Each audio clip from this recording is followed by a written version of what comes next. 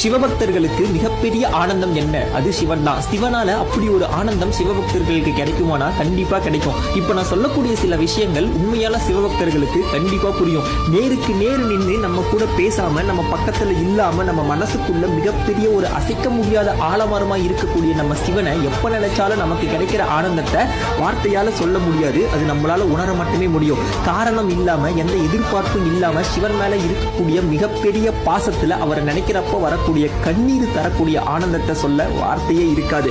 அணுவுக்குள்ள அணுவா இருக்கக்கூடிய நம்ம சிவன் நமக்குள்ள ஒவ்வொரு நொடியும் இருந்துகிட்டு அவரை உணர வச்சுக்கிட்டே இருக்காரு. அவரை உணரப்ப இருக்கக்கூடிய சந்தோஷத்தை விட சிவபக்தர்களுக்கு மிகப்பெரிய ஒரு சந்தோஷம் என்னவா இருக்க முடியும்? 33 கோடி தேவர்களுக்கு மட்டும் இல்லாம கோடான கோடான சிவபக்தர்களுக்கும் இந்த பிரபஞ்சம் முழுவதும் நிறைஞ்சிருக்க நம்ம சிவனை நினைச்சா எப்பயும் ஆனந்தம் ஆனந்தம் ஆனந்தம் தான். மகாதேவா, உன்னோட அதிசயத்தையும் கருணையும் எங்களால புரிஞ்சுக்க முடியல. ஐயனே, ஈசனே.